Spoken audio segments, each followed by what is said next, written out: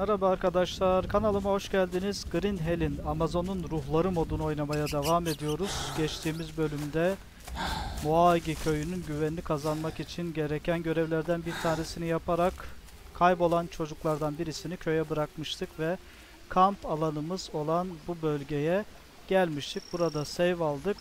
Oyuna devam etmeden önce haritada keşfettiğimiz yerlere, mağaralara bakalım, efsanelere bakalım. Bugün de köyün diğer kısmındaki keşfedilecek olan yerleri keşfetmeye devam edeceğiz arkadaşlar. Şimdi kamp alanımızın olduğu bu bölgeden maceraya çıkmaya devam ediyoruz. Evet arkadaşlar, burada enerjimizi topladık ve hemen hiç vakit kaybetmeden bu sefer arkadaşlar köyün bulunduğu yerin arka kısmından yolumuza devam edeceğiz bu taraftan.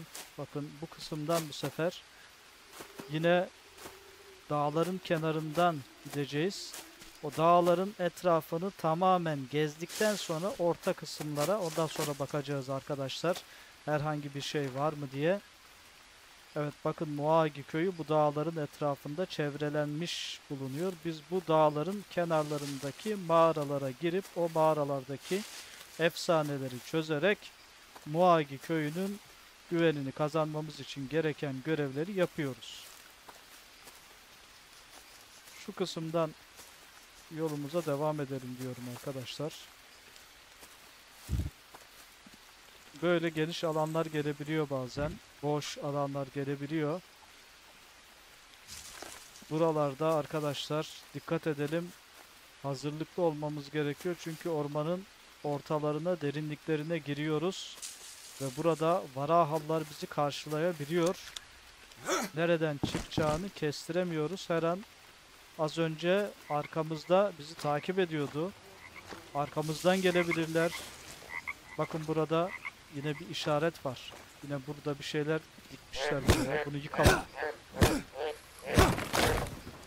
Evet yıktık arkadaşlar. Bakın hemen sesi de geldi. Buralarda geziyormuş zaten. Bakın oradan geliyor arkadaşlar. Karşıdan geliyor. Hemen mızrakla etkisiz hale getirdik. Bir varahalıyı mızrakla etkisiz hale getirdik. Bu mızrakları tekrar geri alabiliyoruz arkadaşlar. Yalnız biraz zorlanabiliyoruz arkadaşlar. Bu mızrakları, okları almakta biraz zorlanabiliyoruz. Burayı yıktık. Ve yolumuza devam edelim bakalım arkadaşlar.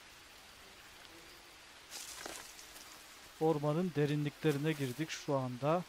Ormanın derinliklerindeyiz. Acaba burada bir varahalı kampı olabilir mi? Çünkü az önce oraya bir şey dikmişler arkadaşlar. Ve bunun ardından karşımıza bir kamp gelebiliyor. Karşıda yine mağara olabilecek bir bölgeye geliyoruz. Arkadaşlar burada da yine aynı şekilde karşımızda bakın yine mağaranın girişlerinde bunlar genelde eğer buralarda kamp alanları varsa bu kabilelerin arkadaşlar mağaraların girişine bu tür şeyler yapabiliyorlar. Onun için burada kamp olabilir. Varahallar olabilir. Dikkatli bir şekilde yolumuza devam ediyoruz. Karşıda bakın arkadaşlar burada da yine bir kaya bulduk. Evet bir efsane bulduk burada yine. Hemen okuyoruz. Lanetli su efsanesi arkadaşlar. Lanetli su efsanesi genelde böyle bu lanetli su efsanesinin kayası bu şekilde bu bölgelerde bulunuyor. Bakın böyle yerlerde bulunuyor. Evet. Çıkamadık buradan arkadaşlar. Zıplıyoruz ama lanetli suyun lanetine mi uğradık? Ne oldu çıkamıyoruz ya. Evet bakın lanetli su efsanesinden bir tane daha çözdük ve 3 tane kaldı arkadaşlar. 4 tanesini çözdük. 3 tane kaldı. Yolumuza devam ediyoruz. Mağaranın içindeyiz. Yine büyük bir mağara burası. Mağaranın içindeyiz. Buradan yolumuza devam ediyoruz. Bir örümcek var arkadaşlar. Taşların altına girdi örümcek. Evet, evet arkadaşlar, bakın orada. Buraya küçük bir kamp kurmuşlar yine. Gündüz olduğu için, bakın söylemiştim. Gündüz vakitlerinde genelde bu kampın bölgesinde dolaşıyorlar bunlar. Burada durmuyorlar. Evet, 5 güven kazandık ama bak geliyor, bakın arkadaşlar, yine geliyor. Kampını yıktık, geliyor bu tarafa doğru. Garip garip sesler çıkartıyor arkadaşlar. Bu Varahalılar birbirleriyle haberleşiyorlar. Ve burada da bir yol var arkadaşlar. Bakın yukarı ikinci kata çıkan bir yol var orada da. Bir bakalım. Genelde böyle yollarda bir şeyler oluyor. Acaba burada ne var? Şöyle yolumuza buradan devam edelim.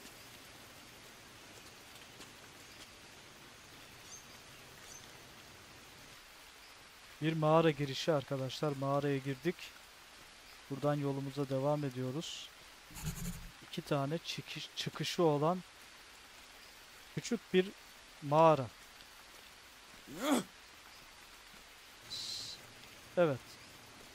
Mağaranın içinde herhangi bir şey yok arkadaşlar ama farklı çıkışlara bizi götürüyor bu mağara. Çıkışlar var. Evet, şurası az önce geldiğimiz yer. Mağaranın konumunu da gösteriyorum size bu şekilde. Bu tarafta bir çıkış daha var. Evet, bir çıkış da burada var.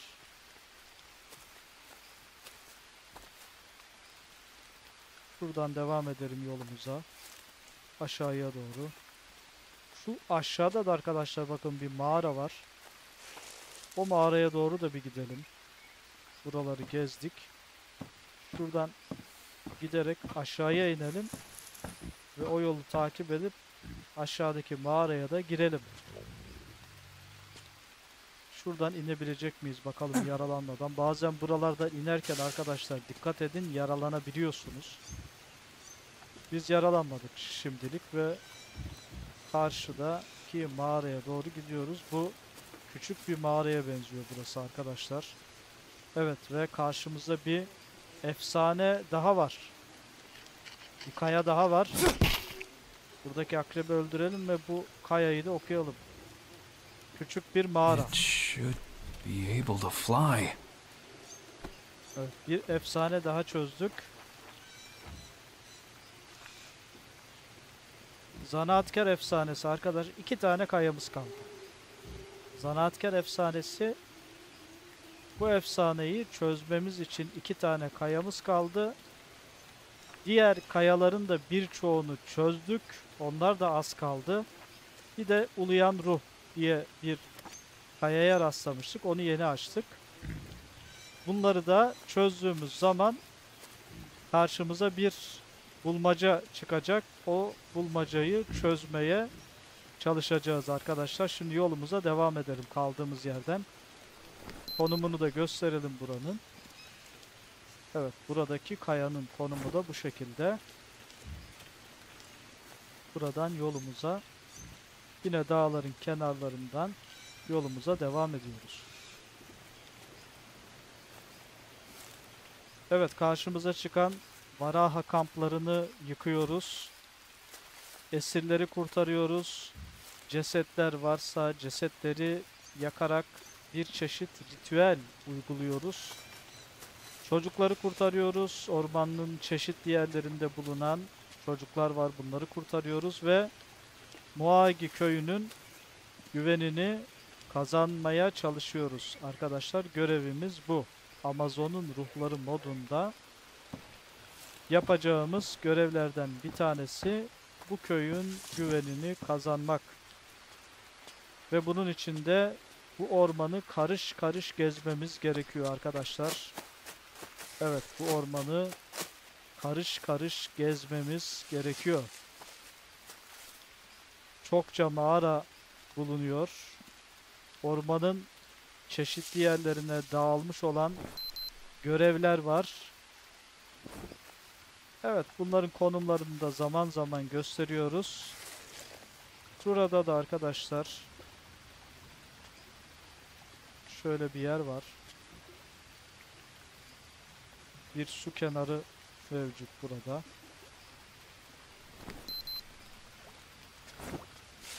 Şu şekilde konumu da. Şimdi buradan gidelim. Dağların kenarlarından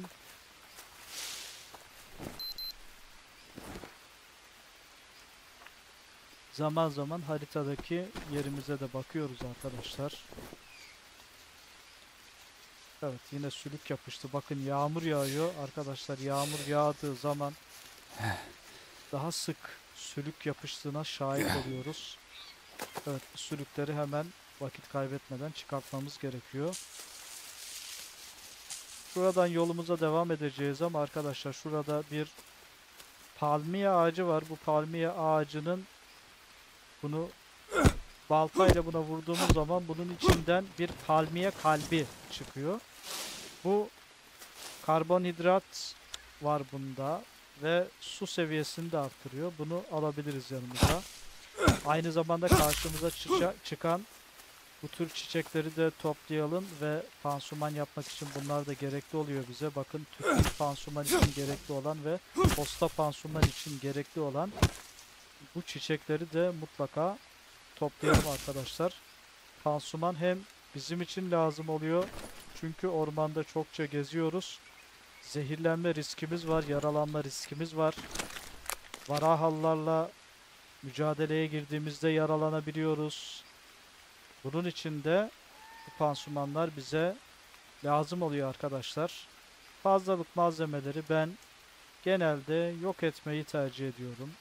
Şu anda bunlar işimize yaramayacağı için, evet, bu modda bunlar çok fazla işimize yaramayacağı için bunları yok ediyorum ve arkadaşlar bu toplamış olduğumuz çiçeklerden pansumanlarımızı yapıyoruz.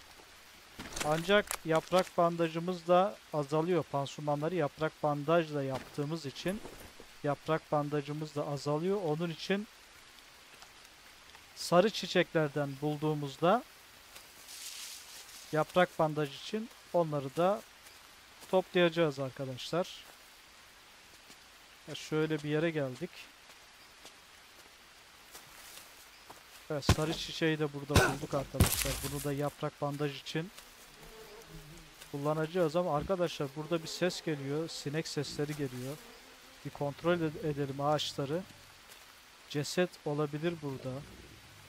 Evet, bakın karşımıza bir kadın cesedi arkadaşlar. Varahalları öldürmüşler kadıncağızı. Ve görevlerimizden bir tanesi de bu cesedi ritüele hazırlayıp yakmak.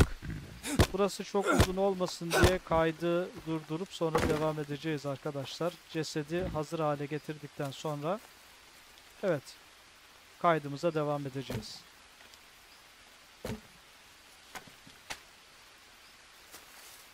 Evet arkadaşlar, cesedi yaktık. Burada kamp kurduk ve bir süre burada kaldıktan sonra yolumuza devam ediyoruz. Şu tarafta bir mağara var arkadaşlar. Bakın, bir mağara girişi bulunuyor ve burada bir Muagi üyesi yaralı bir şekilde bekliyor. Hemen buna yardım ediyoruz arkadaşlar. Evet, bir güvende buradan kazanıyoruz. Bir güvende buradan kazanıyoruz. Kazandık arkadaşlar. Evet, bakınız bu bölgede hem yaralı kabile üyesi var. Burada bir efsane var arkadaşlar. Lanetli su efsanesi. A floating smoke monster? Bolca görev olan bir bölge burası.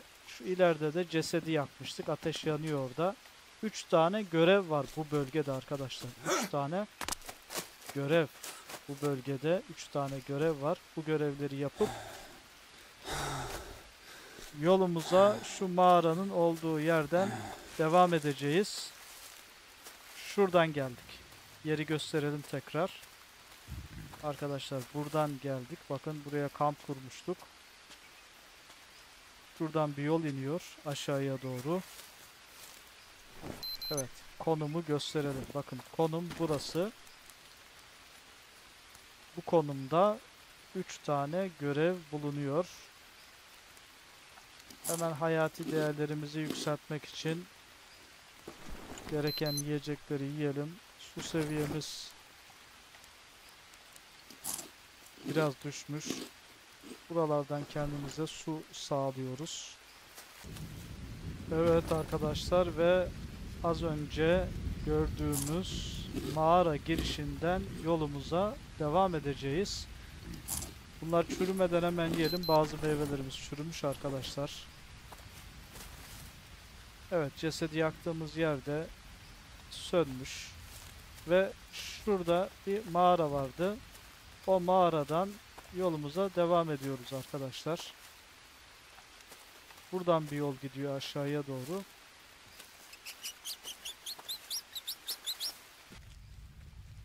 Evet, şurada bir yaralı kabile üyesi vardı. Onu kurtarmıştık, ona yardım etmiştik. Konumu tekrar gösterelim.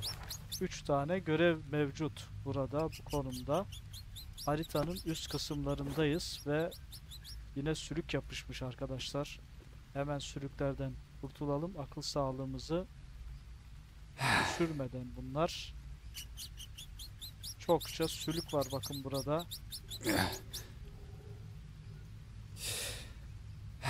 Evet, bu sülüklerden de kurtulduktan sonra bu mağaranın girişinden yolumuza devam ediyoruz. Dikkatli bir şekilde karşımıza akrep çıkabilir, örümcek çıkabilir arkadaşlar. Seslere özellikle dikkat edin buralarda. Akrebin sesi, örümceğin sesi, yılanın sesi bellidir. Evet bakın burada böyle değişik bir yer var arkadaşlar. Geçişler olan, kütükler düşmüş. Kütüklerle bir geçiş olan yerler var. Şuradan geçerek karşımıza bir mağara girişi bulunuyor. Yine oraya giriyoruz. Evet, yeni bir lokasyon açılmış bulunuyor burada arkadaşlar. Haritanın birçoğunu artık çözmeye başladık. Keşfetmeye başladık. Şu aşağıda da bir yol var. Çok karmaşık mağaralar arkadaşlar buralar. Buraları çok iyi gezmemiz gerekiyor. Bakın şu karşıda atlayarak bir geçiş daha var. Bu tür yerlerde bir şeyler oluyordu.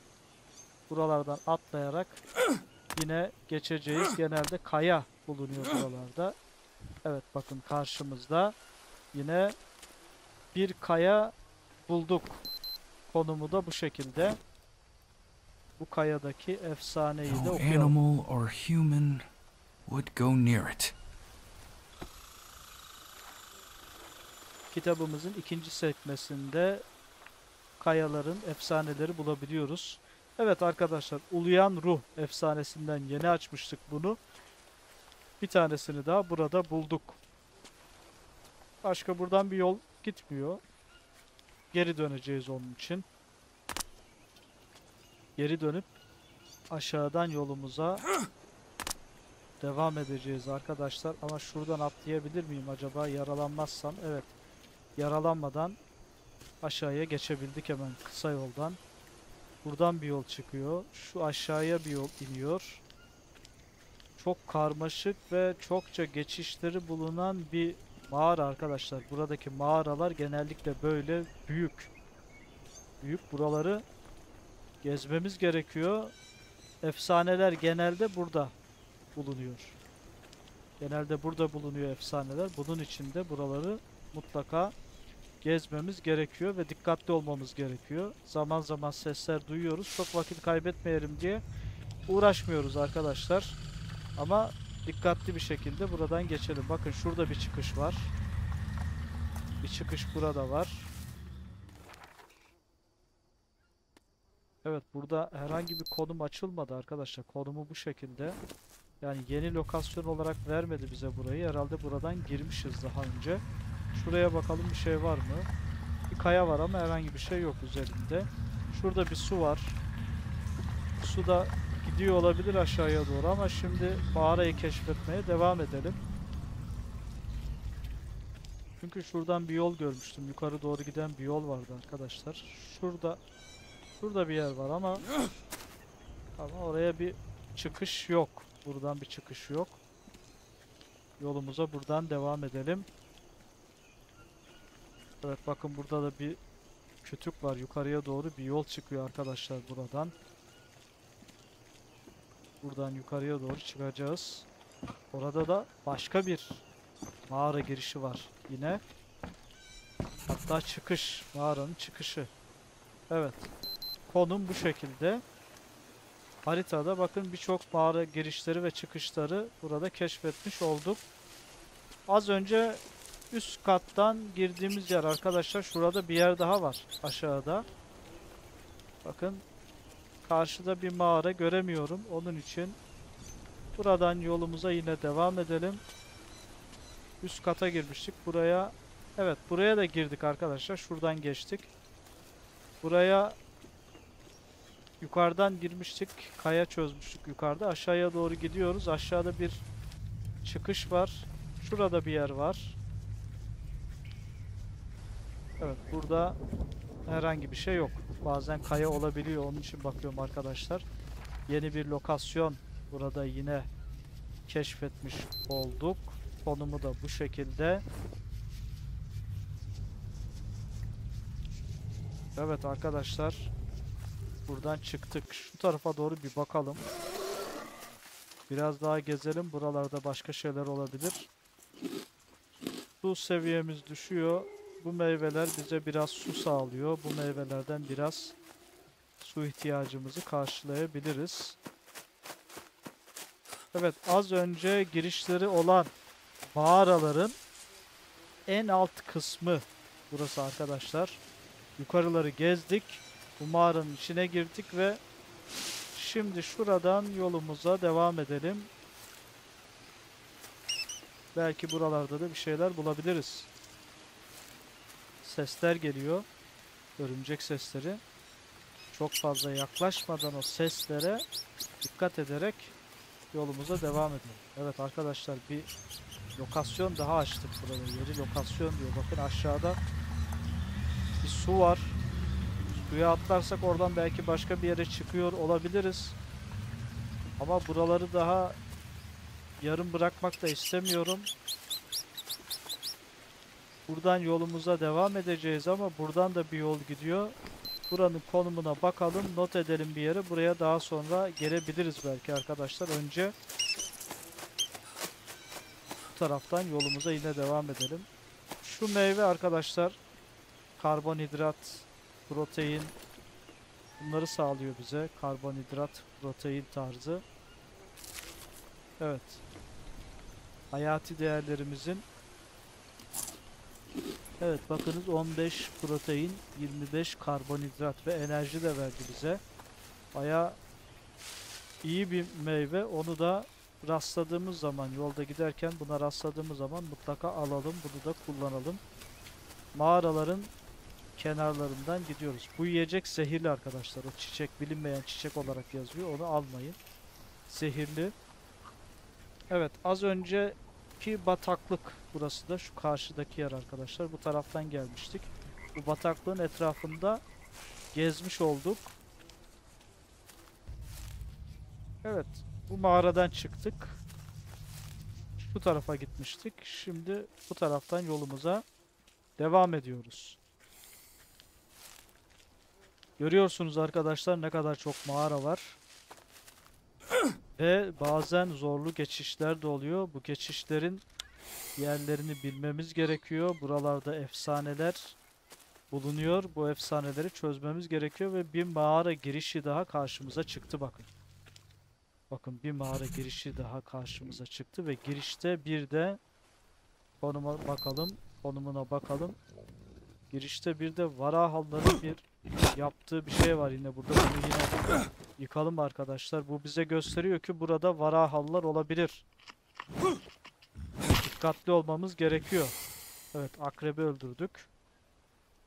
Yolumuza devam edelim ve karşımıza bir kaya daha çıktı arkadaşlar. Bir kaya daha çıktı ve bu efsaneyi It's de a recipe çözüyoruz. for the sacred figure. Evet, figürlerden anlayabiliyoruz. Figürlerden anlayabiliyoruz arkadaşlar. Zanaatkar efsanesinin figürüydü bu. Ve bir tane kaya kaldı. Zanaatkar efsanesiyle alakalı çözmemiz gereken tek bir tane kaya kaldı. Büyük ölçüde artık kayaları açmış bulunuyoruz. Yavaş yavaş bulmacanın sonuna doğru geliyoruz arkadaşlar. Burada bir çıkış var. Şu mantarları toplayalım. Burada gördüğümüz zaman parazit için gerekli olabiliyor arkadaşlar bu mantarlar. Evet. Şimdi şuradan bir yol gidiyor ama buradan da bir mağara girişi var. Yine buraya gidelim arkadaşlar. Burada uzun bir yol var arkadaşlar, bakın. Konumu bu şekilde. Uzun bir yol görüyorsunuz. Bu yolun bitişinde de bir dere gözüküyor. Oraya doğru bir gidelim. Bu yolu takip edelim. Evet, bu yol bizi bir yere götürüyor mutlaka. Yine Varahalların bir işareti yine arkadaşlar. Bunları yıkalım. Ve yolumuza o şekilde devam edelim. Sürekli yeni lokasyonlar açılıyor buralarda. Mağara girişleri, mağara çıkışları var. Akrepler var. Seslerini duyuyorsunuz. Buralardan bir daha geçebiliriz. Onun için bunları ortadan kaldıralım. İki tane çıkış var arkadaşlar. Birisi bu tarafa çıkıyor, birisi de bu tarafa çıkıyor. Şöyle gidecek olursak bakın, sürekli yeni lokasyonlar açılıyor. Mağara giriş çıkışları var. Derin bir yer. Evet, şu palmiye ağacı az önce söylemiştim. Bundan palmiye kalbi alabiliriz. Palmiye kalbi de karbonhidrat ve su sağlıyor bize. Bu da önemli gıda maddelerinden bir tanesi. Hemen yiyelim. Su seviyemizi yükseltelim. Bakın, su seviyemiz yükseldi. Karbonhidrat seviyemiz de yükseldi. Protein ve yağ seviyemiz düşük. Şuradan gidiş var ama arkadaşlar şurada da bir geçiş vardı. Önce oradan geçerek karşımıza bir dere çıkıyordu. Haritadan bu şekilde görmüştük. Mağaradan çıkıyoruz ve karşımıza bir dere çıktı, bakın. Evet, buradayız. Şurada bir alan var. Gördüğünüz gibi etrafı yine dağlarla çevrili arkadaşlar. Bu alanı gezeceğiz. Ancak bundan önce hayati değerlerimiz çok düşük olduğu için arkadaşlar burada bir süre kamp kurup hayati değerlerimizi yükselttikten sonra yolumuza devam edeceğiz. Şu bölgede kamp kuracağız dereyi geçtikten sonra. Ben burada videoyu sonlandırıyorum. Bir sonraki videoda devam edeceğiz. Kanalıma abone olmayı, beğenmeyi ve yorum yapmayı unutmayın. Bir sonraki videoda görüşmek üzere. Hoşça kalın arkadaşlar.